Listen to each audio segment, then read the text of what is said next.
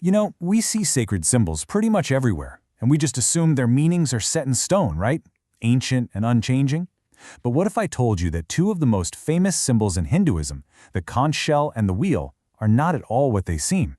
What if their entire story was, well, completely rewritten? Today, we're going to unpack a really fascinating and pretty controversial theory about where they actually came from. So here's our roadmap. We're going to start with the symbols as we all know them, and then we'll dive headfirst into one author's pretty bold claim about their origins. We'll follow the journey of both the conch and the wheel, look at how this huge shift could have even happened, and then we'll wrap up by asking a much bigger question. What really is a symbol, anyway? Okay, so picture a deity like Tirupati Balaji. I mean, the image is totally iconic. He's holding a conch shell, the shankh, and a disc, the chakra. In the Vaishnavite tradition, that's a major branch of Hinduism focused on Vishnu, these things are super powerful symbols. They represent divine presence, authority, the whole shebang. But that leads to a pretty big question, doesn't it? Have these symbols always meant this? Was this always their story? Well, according to the author we're digging into today, the answer to that is a clear and very surprising no. And that brings us right to the heart of what we're talking about. We're looking at the arguments made by author Rajeev Patel in his book Vedic Yukagal Mel. And let me tell you, he lays out a very different and pretty provocative history for these sacred objects. Okay, so here it is. This is the central claim.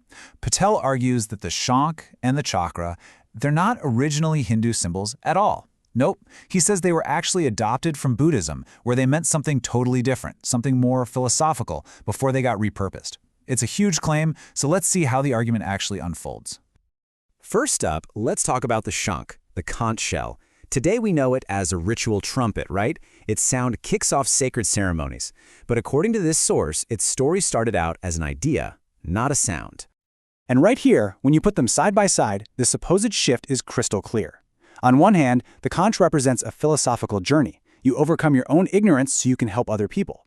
On the other hand, it's a physical thing, a divine trumpet used in rituals. I mean, those are two completely different concepts for the exact same symbol. So how on earth could a change like that happen? So in its original Buddhist context, as the author claims, the shankh wasn't about divine battles or ceremonies. It was a metaphor. It stood for the journey of the mind, emerging from the darkness of ignorance and into the light of enlightened action, all dedicated to helping every living being. It's a really profound philosophical idea. All right, let's switch gears to the second symbol, the chakra. The wheel is a powerful image in so many cultures, but here too, the source argues its whole purpose went through a radical, and I mean radical, transformation.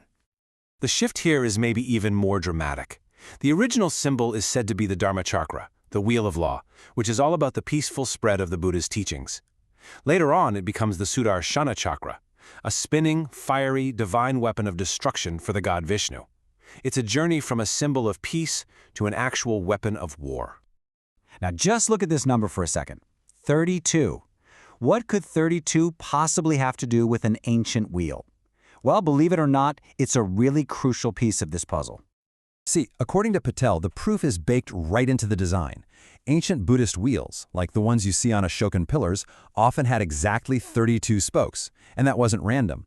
Those 32 spokes symbolize the 32 physical marks of a Mahapurush, a so-called great man like the Buddha. It's a tiny design detail that he argues locks the symbol directly into Buddhist tradition. Okay, so if we just follow this argument for a minute, the million-dollar question is how? How did this massive fundamental shift in meaning actually happen? Well, the author suggests it wasn't some slow evolution. It was a deliberate process, a kind of rebranding that happened during the medieval period. So how do you change a symbol's meaning so completely? According to this theory, it's kind of brilliant. You don't start with the symbol, you start with the statue. The argument is that these popular Buddhist statues of Avalokiteshvara, an enlightened being, were already standing there holding these symbols. So instead of tearing them down, they were just repurposed, relabeled as Hindu gods. The statue stayed, but its name and its whole story was changed. The author actually proposes a very deliberate, four-step rebranding process. Step 1, you identify a popular Buddhist idol that people already love and worship.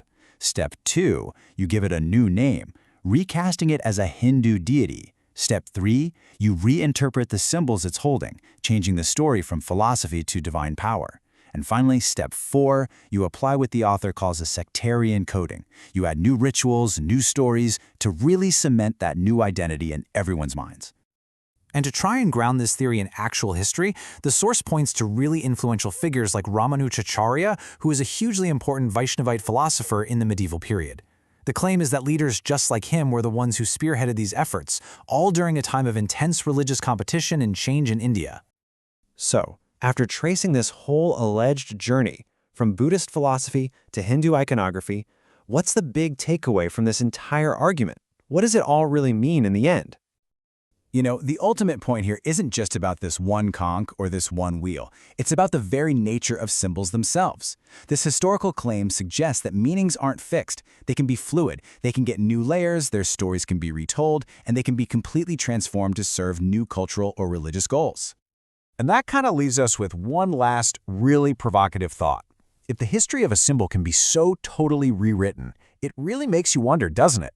What common symbols that we see every single day, in logos, in art, in our culture, might be telling a completely different story than the one we've all been told? What other hidden histories are just waiting to be uncovered?